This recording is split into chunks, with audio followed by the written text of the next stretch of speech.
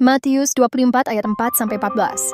Jawab Yesus kepada mereka, "Waspadalah supaya jangan ada orang yang menyesatkan kamu. Sebab banyak orang akan datang dengan memakai namaku dan berkata, 'Akulah Mesias,' dan mereka akan menyesatkan banyak orang. Tindamu akan mendengar deru perang atau kabar-kabar tentang perang. Namun berawas-awaslah jangan kamu gelisah, sebab semuanya itu harus terjadi, tetapi itu belum kesudahannya. Sebab bangsa akan bangkit melawan bangsa, dan kerajaan melawan kerajaan. Akan ada kelaparan dan gempa bumi di berbagai tempat. Akan tetapi semuanya itu barulah permulaan penderitaan menjelang zaman baru. Pada waktu itu kamu akan diserahkan supaya disiksa, dan kamu akan dibunuh dan akan dibenci semua bangsa oleh karena namaku. Dan banyak orang akan murtad, dan mereka akan saling menyerahkan dan saling membenci. Banyak nabi palsu akan muncul dan menyesatkan banyak orang. Dan karena makin bertambahnya kedurhakaan, maka kasih kebanyakan orang akan menjadi dingin. Tetapi orang yang bertahan sampai pada kesudahannya akan selamat. Dan Injil Kerajaan ini akan diberitakan di seluruh dunia menjadi kesaksian bagi semua bangsa. Sesudah itu barulah tiba kesudahannya." Penglihatan 21 Juni 2025. 1. Banyak orang dengan tanda di dahi 666 dan ada orang dengan tanda salib. 2. Doa bagi Israel dan kelicikan yang menjerat. 3. Goncangan yang besar dan menakutkan akan segera terjadi dan kota kudus. 4. Penglihatan bangunan-bangunan hancur. 5. Suara yang menyerukan penguasa dunia akan bangkit. 6. Indonesia, Harmagedon, dan Thailand. Banyak orang dengan tanda di dahi 666 dan ada orang dengan tanda salib. Saat menyembah salah satu tim melihat ada banyak sekali orang di dahinya ada tulisan angka 666 dan ada juga bagian orang yang di dahinya ada lambang salib. Ketika Tuhan Yesus menorehkan tanda salib berwarna abu-abu di orang-orang pilihannya, dia mengatakan, "Tetaplah setia." Ada perbedaan antara mereka yang dahinya bertuliskan 666 dan yang bertanda salib. Mereka dengan tanda 666 mempunyai kehidupan yang bersenang-senang, namun mereka yang bertanda salib hidupnya seperti susah. Lalu ada firman yang Tuhan berikan, Mazmur 108. "Hatiku siap, ya Allah, aku mau menyanyi, aku mau bermazmur. Bangunlah hai jiwaku, bangunlah hai gambus dan kecapi, aku mau membangunkan fajar. Aku mau bersyukur kepadamu di antara bangsa-bangsa ya Tuhan, dan aku mau bermazmur bagimu di antara suku-suku bangsa. Sebab kasih-Mu besar mengatasi langit dan kasih-Mu sampai ke awan-awan." Tinggikan dirimu mengatasi langit ya Allah, dan biarlah kemuliaan-Mu mengatasi seluruh bumi. Supaya terluput orang-orang yang Kau cintai, selamatkanlah dengan tangan kanan-Mu dan jawablah aku. Allah telah berfirman di tempat kudusnya, aku hendak beria-ria, aku hendak membagi-bagikan Sikem, dan lembah Sukot hendak kuukur. Gilead punyaku, Manasye punyaku, Efraim ialah pelindung kepalaku. Yehuda ialah tongkat kerajaanku. Moab ialah tempat pembasuhanku. Kepada Edom aku melemparkan kasutku, dan karena Filistia aku bersorak-sorai. Siapakah yang akan membawa aku ke kota yang berkubu? Siapakah yang menuntut aku ke Edom? Bukankah Engkau ya Allah, yang telah membuang kami dan yang tidak maju ya Allah, bersama-sama Baal tentara kami? Berikanlah kepada kami pertolongan terhadap lawan, sebab sia-sia penyelamatan dari manusia. Dengan Allah akan kita lakukan perbuatan-perbuatan gagah perkasa, sebab Ia sendiri akan menginjak-injak para lawan kita. Israel dan kelicikan yang menjerat. Ketika terus berdoa, salah satu tim melihat penglihatan satu daratan yang bertuliskan Israel. Kemudian ada 3 rudal yang diarahkan kepada mereka. Lalu Tuhan memberikan firman Mazmur 31. Mazmur 31. Padamu Tuhan aku berlindung, janganlah sekali-kali aku mendapat malu. Luputkanlah aku, oleh karena keadilan-Mu, sendengkanlah telinga-Mu kepadaku. Bersegeralah melepaskan aku. Jadilah bagiku gunung batu tempat perlindungan, kubu pertahanan untuk menyelamatkan aku.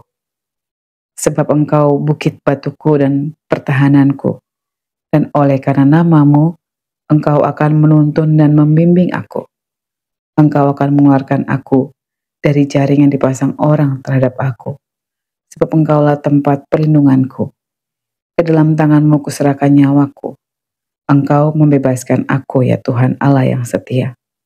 Engkau benci kepada orang-orang yang memuja berhala yang sia-sia. Tetapi aku percaya kepada Tuhan. Aku akan bersorak-sorak dan bersuka cita karena kasih setiamu.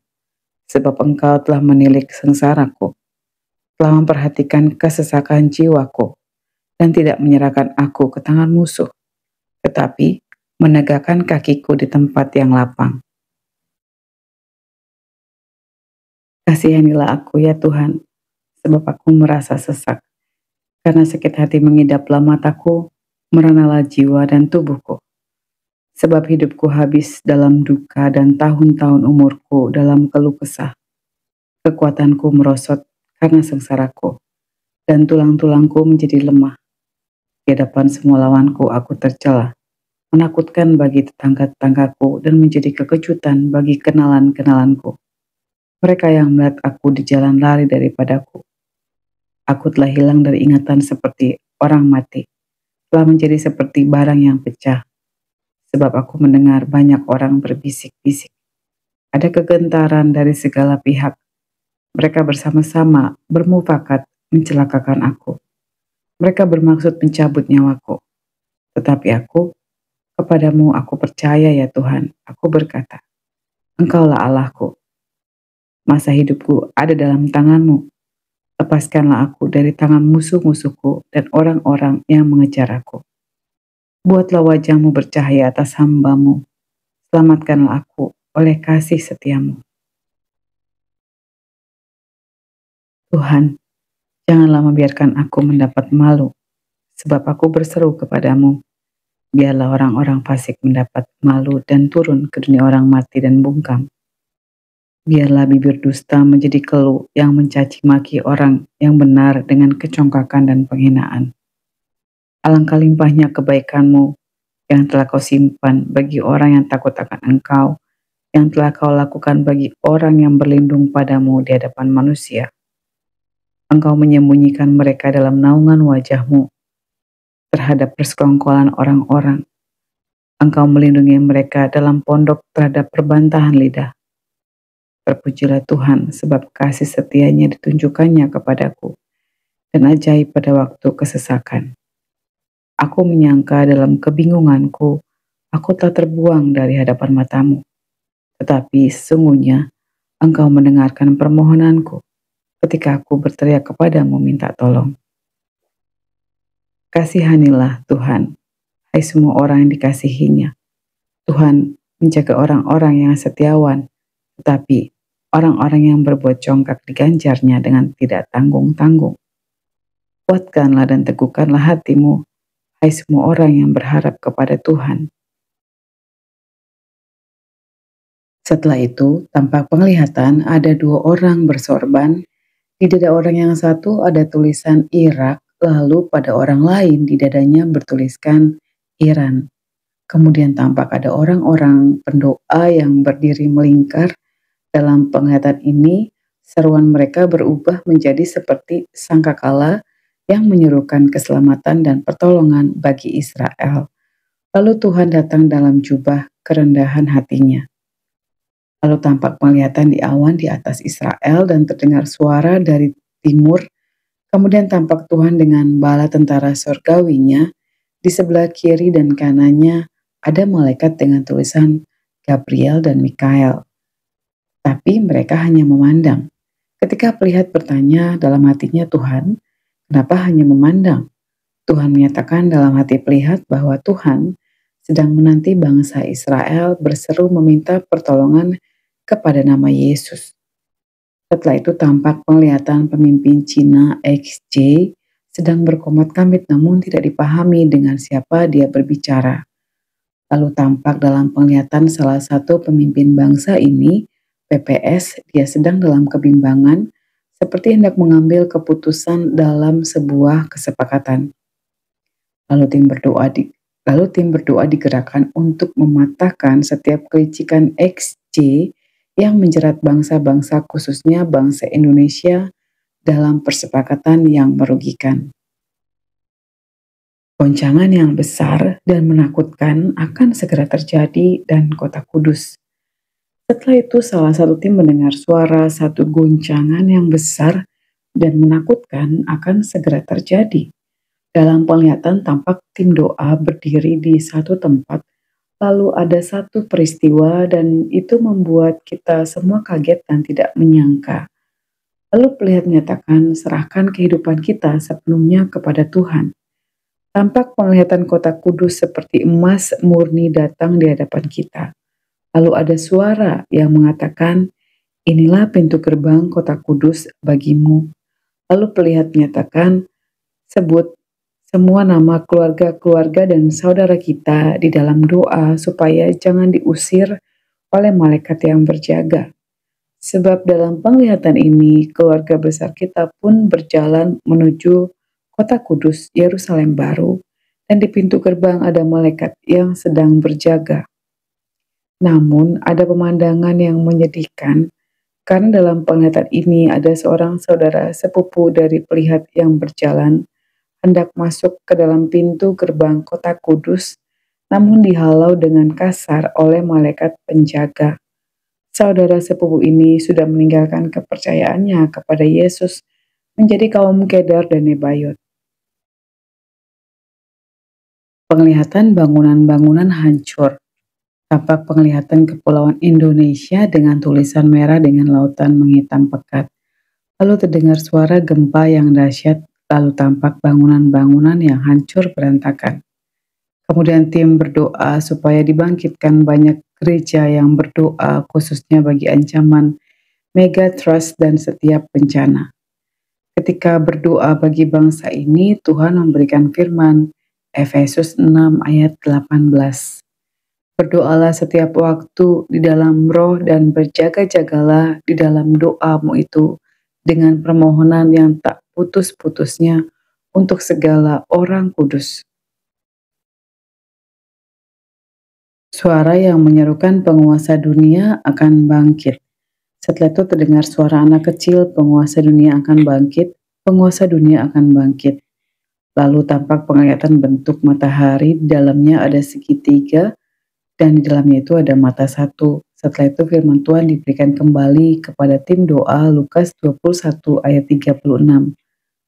Berjaga-jagalah senantiasa sambil berdoa supaya kamu beroleh kekuatan untuk luput dari semua yang akan terjadi itu, dan supaya kamu tahan berdiri di hadapan anak manusia. Kemudian tampak kehidupan generasi anak-anak muda yang memberontak. Lalu tim berdoa bagi generasi muda yang mau ditarik oleh penguasa dunia lewat roh pemberontakan. Sesudah itu terdengar suara patakan kekuatan ilusi yang menyerap anak-anak muda sehingga pikiran mereka tertarik ke pintu penguasa kegelapan itu. Kemudian tampak globe yang besar dengan nama bangsa-bangsa di dalamnya. Lalu ada tangan-tangan yang sedang memutar-mutar globe. Mulut mereka seperti sedang memantrai seluruh bumi. Orang-orang itu menggunakan jubah seperti pengikut setan yang memiliki tutup kepala. Tampak penglihatan anak-anak SD, SMP, SMA, dan perkuliahan. Mereka berpakaian sekolah, hendak masuk ke dalam sekolah. Mereka menyentuh tangan kanan mereka untuk masuk, dan di tangan mereka itu bertuliskan 666. Lalu tim berdoa bagi hal ini. Indonesia, Harmagedon, dan Thailand. Setelah itu terdengar suara berdoa untuk bagian timur bangsa ini. Kemudian terdengar juga suara Solo. Ketika suara Solo disebutkan, tampak penglihatan salah satu tokoh mantan pemimpin bangsa ini, MPJW. Lalu terdengar suara Jawa Tengah, kemudian ada penglihatan rumah yang tiba-tiba rontok seperti ada pergerakan tanah, lalu ada banjir bandang. Sesudah itu tampak penglihatan ada api yang menyala-nyala besar. Asap ada di mana-mana. Lalu dari api itu muncul tulisan Harmagedon. Kemudian tampak penglihatan senjata atau rudal yang bertabrakan meledak, dan satu dan jatuh di satu bangsa dengan tulisan Thailand. Ketika terus menyembah, tampak penglihatan Tuhan menyematkan selempang emas kepada kita. Dan di selempang itu tertulis Matius 5 ayat 10-12. Berbahagialah orang yang dianiaya oleh sebab kebenaran, karena merekalah yang punya kerajaan surga. Berbahagialah kamu, jika karena aku kamu dicela dan dianiaya, dan kepadamu difitnahkan segala yang jahat. Bersukacita dan bergembiralah, karena upahmu besar di surga. Sebab demikian juga telah dianiaya nabi-nabi yang sebelum kamu. Terima kasih telah mendengar dan menyaksikan End Times Army Channel. Tuhan Yesus memberkati kita semua.